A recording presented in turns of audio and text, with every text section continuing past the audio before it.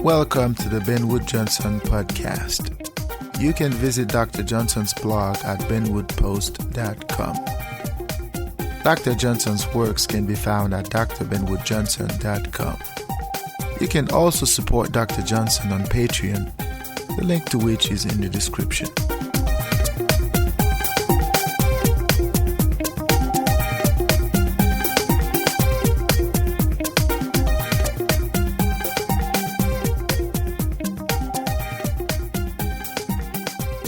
Hey, welcome to the Ben Wood Johnson podcast. Today is September the 24th, 2018, and this is podcast number 17.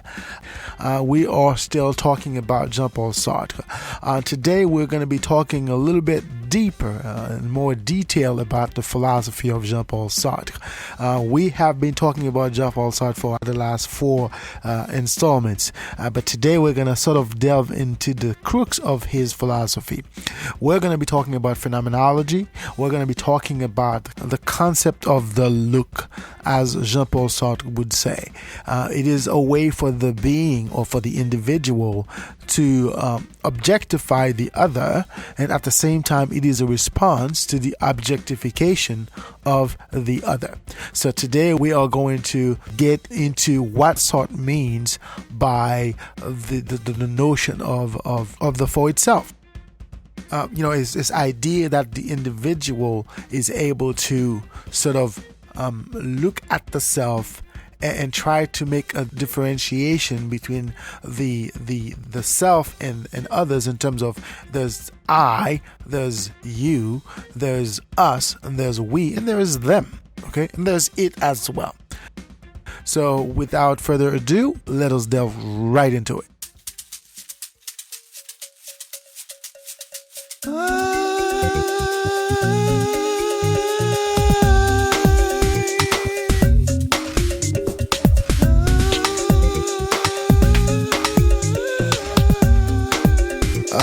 Over the last few posts, I have talked about Jean-Paul Sartre and his philosophy.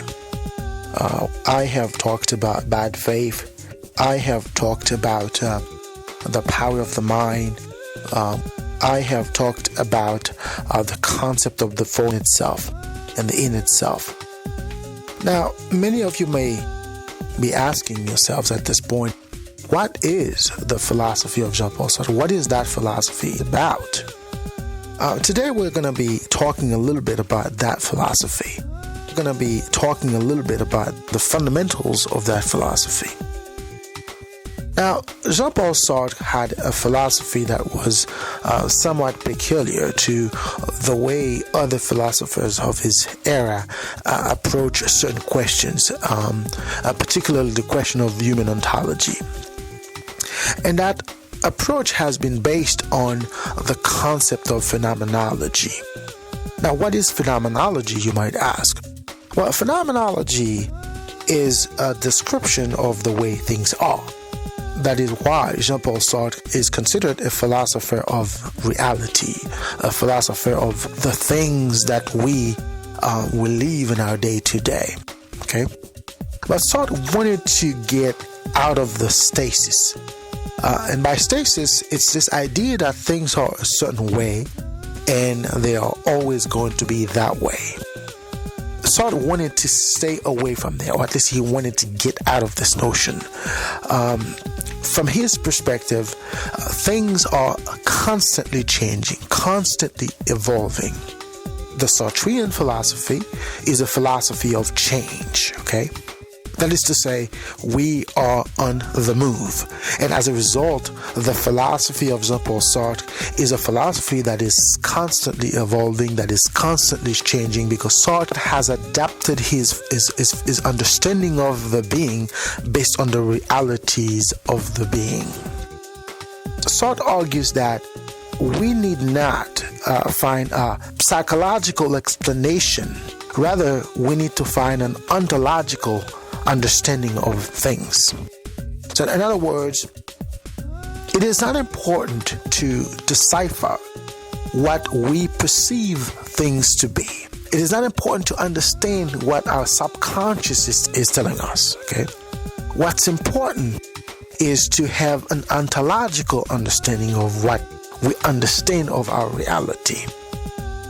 By the Sartrean understanding, what matters is what fundamentally people are about in their life as a being or as beings. Okay? So when you know somebody or when you know someone, you have to be able to decipher some empirical data about that individual. So Sartre says that there is a unified way of looking at a person. There's something fundamental about the individual, something real, intrinsic about the being, which any other being could decipher. Okay? In other words, it doesn't matter whether you are X or Y, whether you are a man or a woman, whether you are a child or an older person.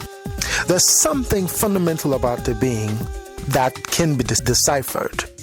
But we have to understand that the being is also evolving over time.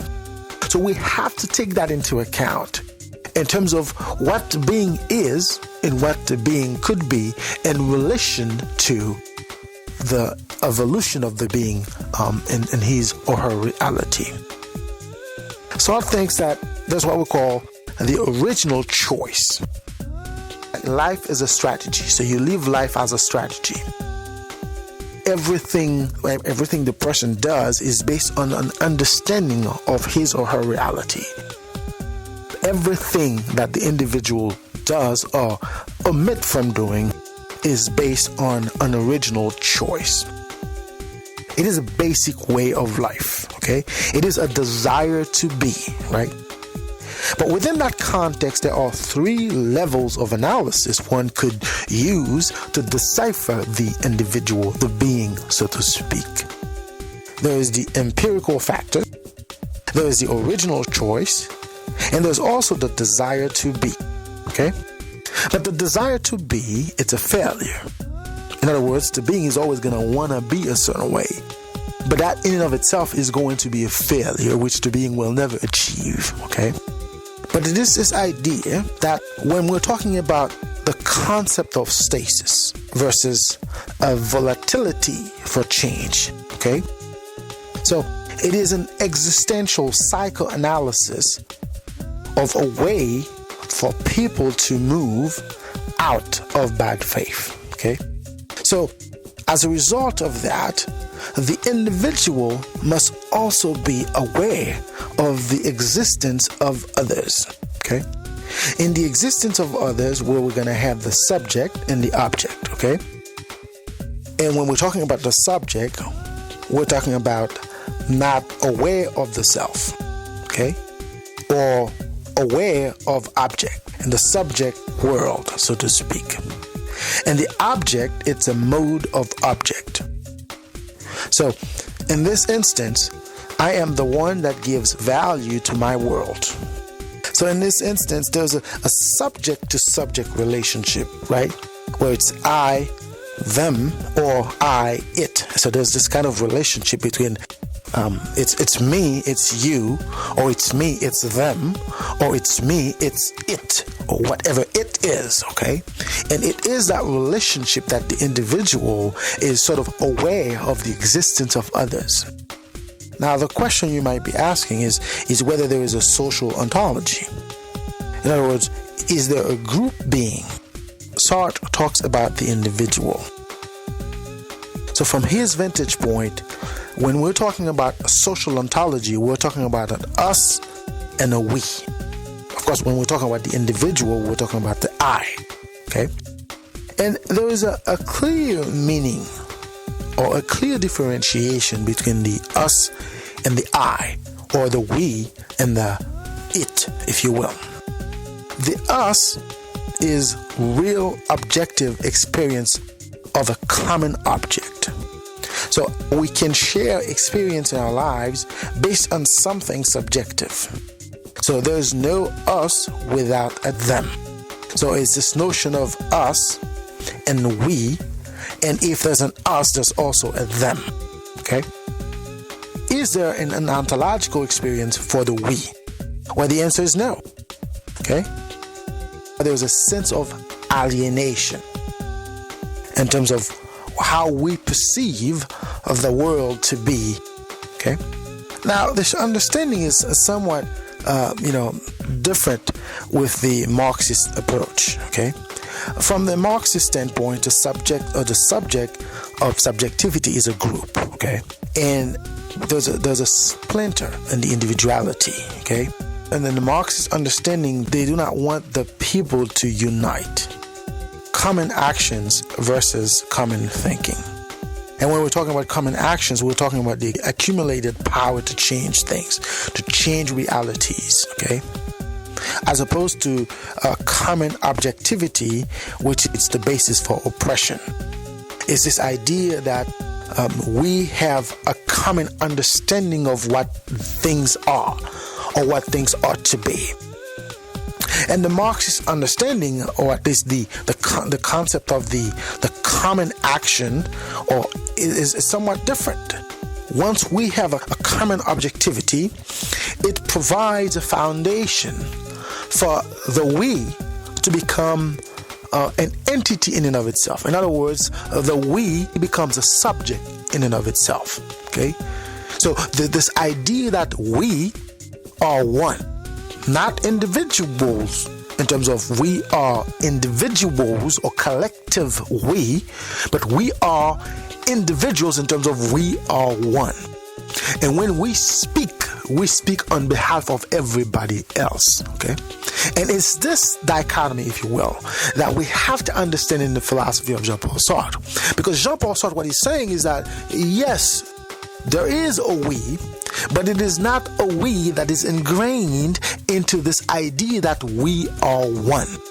The individual is still an entity apart from the we. Okay? And that's what gives the individual the capacity to differentiate themselves in relation to others. So even though we are, but within that context of we, there's still this us versus them. There's still this idea of I versus them, or that's that I versus it. Okay? Now, the question you might be asking is, how do I know other subjectivity exists? The way to find out whether other subjectivities exist is to experience myself as being objectified. When others objectify me, that's when I am able to know that their subjectivity exists. Because when they see me as the other, it is an acclamation. It is a way of telling me that they see me as the other. Thereby, from their perspective, I am the other, which suggests that they see me as an object or as an other subject. And this is how I am able to tell whether other subjectivity exists. And this idea is the fundamental of all notions that have led to oppressions, suppressions, slavery even in the world. Okay? And the fundamental of slavery is to exist for the objectification of the other. So the other sees you as an entity that is not necessarily similar to him or her. So the individual objectifies you to a point where you only exist to his or her objectification. Okay? So from your vantage point, or let's say you are a slave. So as a slave, you know the other exists. But the other in this case exists as a subject. When you are supposed to be an object and you are supposed to recognize your beingness as an object in relation to the other, which from your vantage point must be the other is the subject. So you are being objectified by the other. And that's when you know other objectivity exists. And that's when you know whether other subjectivity exists. Okay? And in this concept of slavery is this concept of adulation and this concept of enslavement. Okay, now we're not talking about slavery in terms of the fundamental understanding people have of slavery. We're talking about the history of slavery in the world. We're talking about this idea of taking somebody hostage, taking somebody as a slave. And Sartre defines that relationship as the look. And the look is a way to encounter subjectivity. So within that context, the individual becomes an entity that the other objectifies for X or Y reason. And the other is able to counter that subjectivity by the look. Okay? And the look is somewhat a response mechanism in which the other could counter the subjectivity of the other. To summarize, the philosophy of Jean-Paul Sartre is a philosophy of reality. Basically, Jean-Paul Sartre looks at the world based on the reality of the being. And so it's a philosophy of things, of occurrences, okay? And Jean-Paul Sartre looks at the individual, he looks at the being and tries to make sense of his reality, okay? And within that context, he is going to define, at least try to explain that reality via what we call the phenomenology, the things that describe the reality of the being, okay? So trying to understand the reality of the being by trying to understand the way things are. In doing so, Sartre is able to get a glimpse into the being in a way that, although it is evolving, but from his perspective, is a fundamental way. It's a common way of looking at the being.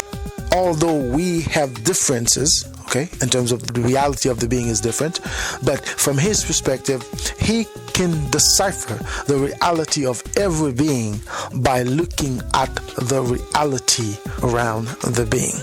So, in a nutshell, this is the Sartrean philosophy. Of course, it is complicated, and I understand it is a complex philosophy.